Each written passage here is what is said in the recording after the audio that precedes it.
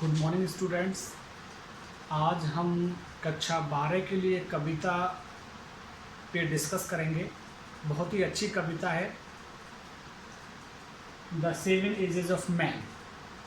The seven ages of man William Shakespeare के द्वारा लिखी हुई ये कविता बहुत ही मीनिंगफुल है और इंसान की भिन्न भिन्न भूमिकाओं के बारे में ये हमको बताती है कि एक मनुष्य अपने जीवन काल में किन किन अवस्थाओं से गुजरता है। विलियम शेक्सपियर जो इंग्लिश लिटरेचर के महान कवि हैं, उनके अकॉर्डिंग यदि हम बात करें तो एक मनुष्य अपने जीवन में 7 अवस्थाओं में होकर के गुजरता है। वो 7 अवस्थाएं कौन सी हैं उनको हम डिटेल में जानेंगे। इससे पहले मैं आपको ये बताना चाहूँगा कि जो ये कविता है द 7 एजेस ऑफ मैन, ये कोई एक सेपरेट पोएम नहीं है, एक अलग से विलियम शेक्सपियर ने नहीं लिखा है। ये विलियम शेक्सपियर की एक ट्रेजी कॉमेडी है और उस ट्रेजी कॉमेडी का नाम है एज यू लाइक इट, जिसको मैं आपके सामने दिखा रहा हूँ। ये जो कविता है एज यू लाइक इट में से ली गई है और ये वो बुक है एज यू लाइक इट, जो एक ट्रेजी कॉमेडी है। ये विलियम शेक्सपियर के द्वारा लिखी गई है और विलियम शेक्सपियर के द्वारा लिखित इस एज यू लाइक इट में से इस कविता को लिया गया है। और ये जो एक मोनोलॉग है, ये एक मोनोलॉग है जो एक कैरेक्टर के द्वारा बोला गया है जिसका नाम जैक्स है। जैक्स के द्वारा बोला गया ये मोनोलॉग है। Mono means single, log means speaker. एक अकेले व्यक्ति के द्वारा बोला गया। पूरी कविता में कोई उसको डिस्टर्ब नहीं करता है, अकेला वही बोलता रहता है। और मैंने इसमें देखा भी है कि ये जो बुक है, इस बुक के सेकंड एक्ट के 7वें सीन में से यहाँ से ये कविता स्टार्ट हो जाती है। जैक्स की स्पीच, जहाँ पे मैंने उंगली रखी हुई है, जैक्स की स्पीच यहीं से स्टार्ट हो रही है। All the world is a stage. और ये पूरी एक कविता है जो कि एज यू लाइक इट में से ली गई है। इसको कविता का रूप दे दिया है अलग से। Otherwise this is not a separate poem composed by William Shakespeare. William Shakespeare composed a tragicomedy. He wrote a tragicomedy and one of the character from the tragicomedy, whose name is Jacks, he speaks these lines, and these lines they are in the form of 7 ages of man. ये मनुष्य की 7 अवस्थाओं के रूप में है। उसने ये कैरेक्टर ने ये बोला है उस ट्रेजी कॉमेडी के अंदर। और 7 भिन्न भिन्न अवस्थाओं के बारे में अब यहाँ हम चर्चा कर लेते हैं। टाइटल आपको पता लग ही गया है, द 7 एजेस ऑफ मैन, मनुष्य की 7 अवस्थाएं।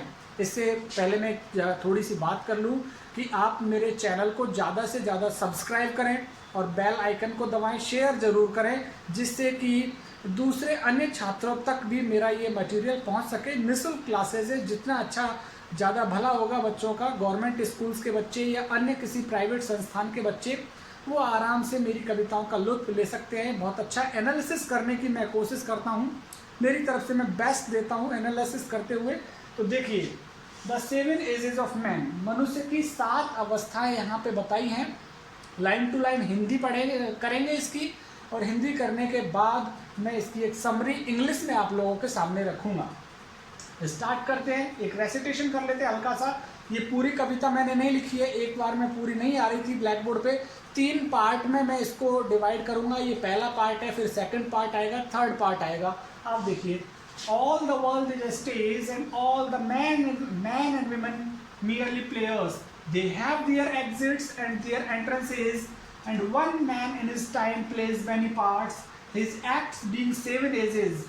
At first the infant mewling and puking in nurse's arms, then the whining schoolboy with his satchel and shining morning face creeping like a snail unwillingly to school, and then the lover sighing like furnace with a woeful ballad made to his mistress eyebrow. यहाँ तक का part हम करेंगे, इसके बाद second part में आएगा। अब इसका हिंदी हम एक्सप्लेनेशन करते हैं लाइन टू लाइन, जो कि कुछ इस प्रकार है। ऑल द वर्ल्ड, कवि कहता है कि सारा संसार, पूरा के पूरा संसार जिसमें हम लोग निवास कर रहे हैं, मनुष्य के साथ साथ सभी अन्य जो सजीव और निर्जीव व्यक्ति जो निवास कर रहे हैं, रहते हैं, वो पूरा के पूरा संसार क्या है? स्टेज है, एक मंच है, एक रंगमंच है। तो यह पहली ही लाइन में कवि ने किसका यूज किया है? मेटाफर। मेटाफर का यूज किया है कवि ने। मेटाफर का मतलब होता है रूप दे देना किसी चीज को। जैसे मैं कहूं camel is the ship of desert, ऊंट रेगिस्तान का जहाज है, तो ऊंट को मैंने किसका रूप दे दिया? जहाज का रूप दे दिया है। उसी प्रकार से ऑल द वर्ल्ड, कवि कह रहा है कि पूरा के पूरा जो संसार है वो क्या है? एक रंगमंच है, एक स्टेज है। And all the man and women, और इस संसार में रहने वाले सभी पुरुष सभी स्त्रियां मियरली केवल क्या हैं? प्लेयर्स, वो खिलाड़ी हैं, केवल अपना खेल दिखाते हैं और चले जाते हैं। तो यहाँ दूसरी लाइन में भी किसका यूज किया गया है? मेटाफर का। मैन एंड वुमेन, पुरुषों को और औरतों को किसका रूप दिया है? प्लेयर्स का, खिलाड़ी का रूप दे दिया। तो अगर प्रश्न आता है कि इस कविता की कौन सी लाइंस में मेटाफर का यूज हुआ है, तो हम निश्चित ही उत्तर दे सकते हैं all the world is a stage. यहाँ पे संसार को एक मंच माना है और मनुष्य, पुरुष और महिला दोनों को क्या माना है? प्लेयर्स माना है, खिलाड़ी माना है। वो अपना रोल अदा करते हैं और चल देते हैं यहाँ से। They have their exits in man and women का, दे किसके लिए आ रहा है यहाँ पे? मैन और विमेन के लिए, कि ये जो मैन एंड वुमेन है, पुरुष और महिला खिलाड़ी के रूप में जो आते हैं इस मंच पे, इस रंगमंच पे, दे हैव देयर एग्जिट्स, उनका यहाँ से निकलने का स्थान है, निकलने का मार्ग है इस मंच पे से। एंड देयर एंट्रेंसेस, जिस तरह से प्रवेश का एक निश्चित मार्ग है इस संसार में आने का, इस मंच पे आने का, उसी प्रकार से इस मंच पर से निकलने का भी एक मार्ग है। कहने का मतलब हम लोग अगर बात करें, अगर आपने कभी रामलीला का कोई मंचन देखा हो, कोई नाटक देखा हो, भरतरी का नाटक जो अलवर डिस्ट्रिक्ट में होता है, वहाँ पे क्या होता है? पात्र आता है, अपनी भूमिका अदा करता है मंच पे आके और फिर चला जाता है, फिर दूसरा पात्र आता है, अपनी भूमिका अदा करता है और चला जाता है। तो कहने का मतलब प्रत्येक पुरुष और प्रत्येक महिला जो इस संसार में आते हैं उनके लिए आने का स्थान भी है और जाने का स्थान भी है। आने से मतलब यहाँ बर्थ से है, जन्म से है। इस संसार में जन्म भी होता है उनका और इस संसार में से एग्जिट भी हो जाते हैं। एग्जिट कैसे होते हैं? डेथ से, जैसे उनकी मौत होगी, जैसे मृत्यु हो जाएगी, वो एग्जिट हो जाते हैं संसार से। एंड वन मैन, और एक व्यक्ति इन हिज टाइम, अपनी समय अवधि में, जितना समय एक व्यक्ति गुजारता है इस मंच पर, इस संसार में, उस पूरी समय अवधि में प्लेज मैनी पार्ट्स, वो भूमिका अदा करता है, भिन्न भिन्न रोल अदा करता है। पार्ट से मतलब यहाँ रोल से है, कई अलग अलग भूमिकाएं अदा करता है। जितनी भी समय अवधि तक मनुष्य यहाँ रुकता है तो कई सारी भूमिकाएं, और वो कितनी भूमिकाएं कवि ने बताई हैं? 7 एजेस, 7 अवस्थाएं मनुष्य पूरी करके निकलता है यहाँ से। His acts being 7 ages, उसके जो एक्ट्स हैं, मनुष्य की जो भूमिकाएं हैं, एक्ट्स से मतलब यहाँ पार्ट्स से है, पार्ट्स और एक्ट्स एक ही बात है। उसकी जो भूमिकाएं हैं वो कितनी है? 7 एजेस, 7 अवस्थाएं हैं उसकी भूमिकाओं की। मीन्स टू से अ मैन और women, if he gets his birth on this earth, he plays 7 roles in his lifetime। अपने जीवन में 7 अवस्थाएं वो पूरी करके निकलता है। एट फर्स्ट, ये आ गई पहली अवस्था, और पहली अवस्था क्या है? Infant. This is the first stage of life, infant, शिशु अवस्था। 0 से लेकर के 5 वर्ष तक की जो अवस्था होती है वो इन्फेंट एज कहा जाता है, शैशव अवस्था। तो प्रारंभिक जो स्टेज है मनुष्य के लाइफ की वो क्या है? इन्फेंट, शैशव अवस्था है प्रारंभिक। उस प्रारंभिक अवस्था में देखिए क्या करता है मनुष्य? म्यूलिंग एंड प्यूकिंग, रोता है। देखा होगा आपने, रोता रहता है बच्चा, छोटा सा 5 साल तक का बच्चा, 1 2 3 4 5 की अवधि पूरी इन्फेंट एज में आती है। म्यूलिंग, रोता रहता है, एंड प्यूकिंग, और उल्टियाँ करता रहता है। कभी दूध निकाल देता है, कभी दही निकाल देता है, पानी निकाल देता है, उल्टियाँ करता रहता है। इन नर्सेज आर्म्स, नर्सेज जो उसकी देखभाल करने वाला है, जिसने उसको आर्म्स अपनी गोद में लिया हुआ है, जो उसका पालन पोषण करता है, उसके गोद में रोते हुए उल्टियाँ कर देता है। रोते हुए क्यों? क्योंकि वो निर्भर रहता है। Infant always depends on his nurse, अपनी धाय पर निर्भर करता है। उसको भूख लगती है, रोता रहता है, प्यास लगती है, रोता रहता है, उल्टियाँ करता रहता है। तो प्रारंभिक अवस्था शैशव अवस्था में जो बच्चा है अपनी दाएं माँ पर निर्भर रहता है, अपने पालन पोषण कर्ता के ऊपर निर्भर रहता है, उसकी बाहों में उल्टियाँ करता रहता है और रोता रहता है। ये इन्फेंट एज हो गई। इसके बाद देखिए then the whining school boy, ये वाइनिंग है, विनिंग नहीं है, वाइनिंग, करेक्ट प्रोनाउंसिएशन की बात करें वाइनिंग है। देन वाइनिंग, फिर रोते हुए, वाइनिंग शिकायत करते हुए स्कूल बॉय, ये दूसरी अवस्था आ गई उसकी स्कूल बॉय के रूप में। जिस अवस्था में आप लोग अभी हैं, आप स्कूल बॉय अवस्था में हैं, लेकिन आप रोते हुए नहीं आते हैं स्कूल में। प्रारंभिक अवस्था में जैसे इन्फेंट एज पूरी होती है, जैसे ही बच्चे को स्कूल में डाला जाता है, स्कूल बॉय हो जाता है, तो वो वाइनिंग शिकायत करता हुआ रोता रहता है, मेरी पेंसिल नहीं है, मेरा बैग नहीं है, मेरी कॉपी फट गई, मेरी किताब फट गई, आज स्कूल नहीं जाऊंगा। तो वाइनिंग शिकायत करता रहता है, रोता रहता है विद सैचुअल, और अपने बैग के साथ में, जिस बैग में उसकी किताबें रखी रहती है, पेन रखा रहता है, और स्कूल जाता है। फिर वो स्कूल बॉय की अवस्था है, दूसरी अवस्था। एंड शाइनिंग मॉर्निंग फेस, उस बच्चे का चेहरा कैसा होता है, शाइनिंग, चमकदार चेहरा होता है। मॉर्निंग फेस, जिस तरह से सुबह सूर्य की किरणें जब आती हैं 8 और 9 के आसपास, एक चमकदार वातावरण हो जाता है, बहुत ही शानदार आकर्षक माहौल हो जाता है सूर्य की किरणों से। उसी प्रकार स्कूल बॉय का जो चेहरा है वो कैसा है, शाइनिंग मॉर्निंग फेस, चमकता हुआ सा चेहरा होता है।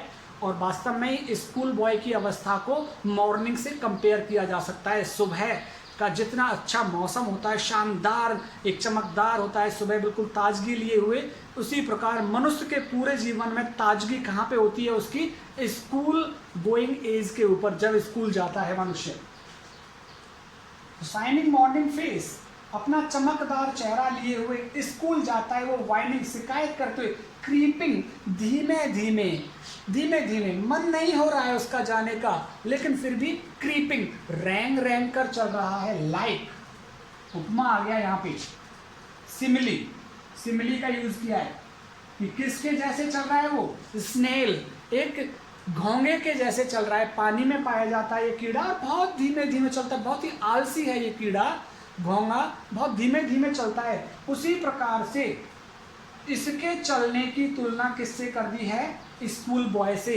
जो बच्चा स्कूल जा रहा होता है रोते हुए, शिकायत करते हुए, वो स्कूल जाना नहीं चाह रहा होता है, लेकिन फिर धीमे धीमे चलता है, लाइक स्नेल, घोंगे के जैसे। मछली टाइप का है, पानी में पाया जाता है ये स्नेल। तो स्नेल से यहाँ पे कंपैरिजन किया है, तुलना की है कि किस तरह से लड़का स्कूल जाता है। अनविलिंगली, अनिच्छापूर्वक, means he is not interested to go to school, उसकी रुचि नहीं है स्कूल जाने में, लेकिन उसके माता पिता उसको फोर्स कर रहे हैं स्कूल जाने के लिए, चल स्कूल जा, लेट हो रहा है। वहाँ पे वो शिकायत कर रहा है लगातार, मेरे पास बैग नहीं है, मेरे पास पेन नहीं है, वो जाना नहीं चाहता, माता पिता फोर्स कर रहे हैं, तो वो लगातार धीमे धीमे कदमों से फिर वो स्कूल की तरफ चल लेता है। एंड देन द लवर, और ये तीसरी अवस्था आ गई यहाँ पे, लवर, प्रेमी की अवस्था। लवर, प्रेमी, मेल कैटेगरी के लिए लवर यूज होता है, लड़के के लिए लवर, लड़की के लिए क्या होता है, बिलव्ड। बहुत से इस पर अब ध्यान देंगे जरूर से कि प्रेमिका को क्या कहते हैं, प्रेमिका को कहते हैं बिलव्ड। स्पेलिंग नीचे आ गई, थोड़ा ऊपर लिख देता हूँ, बहुत ही रुचि लेंगे इस शब्द के ऊपर, मुझे लग रहा है। बिलव्ड कहते हैं प्रेमिका को, प्रेमी को क्या कहते हैं, लवर, जो लड़के के लिए यूज होता है, और लड़की के लिए बिलव्ड, प्रेमिका। तो तीसरी अवस्था क्या है, लवर, प्रेमी की अवस्था है। शाइन लाइक फर्नेस, वो आहें भरता रहता है, आहें, विरह में, दूर है प्रेमिका से, तो शाइन, शाइन मीन्स आहें भरना, लाइक, फिर से उपमा आ गई, सिमिली का यूज हो गया फिर से। सिमिली, जहां कहीं भी लाइक और एज आ जाता है, लाइक या एज, ये दो चीजें आ जाती हैं और तुलना होने लगती है, वहां पे सिमिली का यूज होता है, उपमा अलंकार का प्रयोग होता है वहां पे। तो यहाँ पे देखिए लाइक का प्रयोग हो गया कि प्रेमी आहें भरता है, किसके जैसे, भट्टी के जैसे। फर्नेस मीन्स भट्टी, जहाँ लोहा गर्म किया जाता है, जिस भट्टी में वो भट्टी गरम हीट छोड़ती रहती है, उसी प्रकार से प्रेमी अपनी प्रेमिका से जब दूर होता है तो फिर साइन, आहें भरता रहता है विद अ बोलफुल बैलड, और गाना गाता रहता है। बैलड मीन्स सॉन्ग, गाना गाता रहता है या फिर गाना लिखता है वॉयफुल, वॉयफुल मीन सैडफुल, दर्द भरा, दर्द भरा गाना लिखता है वो अपनी प्रेमिका से दूर रह करके। Made to his mistress eyebrow, जो उसने अपनी मिस्ट्रेस, मिस्ट्रेस का मतलब यहाँ बिलव्ड से है, प्रेमिका से है, मिस्ट्रेस का मतलब आप देख सकते हैं बिलव्ड शब्द आपको दिखा होगा थोड़ा सा, मिस्ट्रेस का मतलब बिलव्ड से है, तो वो अपनी प्रेमिका की आईब्रो, अपनी प्रेमिका की बाहें, अपनी प्रेमिका की सुंदरता में उससे दूर रह करके वो दर्द भरे गीत लिखता रहता है और एक गर्म भट्टी के जैसी आहें छोड़ता रहता है। तो ये प्रेमी की अवस्था है। इस पार्ट में हमने 3 अवस्थाओं के बारे में पढ़ा है। First infant age, second school boy and third one lover. ये 3 अवस्थाएं हमने पढ़ी है। अब मैं जरा इसका एक समरी आपके सामने रख देता हूँ इंग्लिश में। This is, as I told you, this is not a separate poem, this part has been taken from William Shakespeare's tragicomedy as you like it. It is, these lines, they are taken from this book as you like it, and this whole poem, it is spoken by a person whose name is Jacques. He tells us that this whole world in which be animated or inanimated, all the things who live here on this earth, in this world, this is like a stage. Every man, every woman, every person comes here on this stage, comes here in this world by his birth, and he leaves that this world also at his death. But in this meanwhile, according to William Shakespeare, in this meanwhile, a man plays 7 parts throughout his life. First part begins with the age of infant. At the age of infant, when a man is of age between 0 to 5, this comes in the category of infant age. At the age of infant, infant is always depended in the arms, of his nurses. And what does he do? That infant, it mules, it pukes in the nurse's arm. At the second stage, we have read here, that is the stage of a school going boy. A school going boy, he is not interested to go to school, but he is forced by his parents, so that boy goes unwillingly to the school, and his way of going has been compared by a snail. He goes like a snail, he goes slowly and slowly like a snail, because boy is not interested to go to school, so he is being compared by a snail. Then this is then comes the third stage, and third stage is of a lover. At this stage, lover, whenever he is not in the company of his beloved, then he writes sorrowful songs in the memory of his beloved's beauty, and he entertain himself by writing something about his beloved's beauty. So this is the third stage. और अब जब next मैं second part इसका बनाने वाला हूँ इस poem का, तो उससे आगे की अवस्था मैं इसमें क्लियर करूँगा। देन अ सोल्जर यहाँ पे लिखा हुआ है, देन अ सोल्जर से स्टार्ट करेंगे। अभी तक के लिए इतना ही। मेरी कविता अगर पसंद आ रही है तो सब्सक्राइब जरूर करें मेरे चैनल को, जिससे कि मैं अच्छे से अच्छा अपनी कविताओं को तुम्हारे सामने रखता रहूँ। बहुत बहुत धन्यवाद।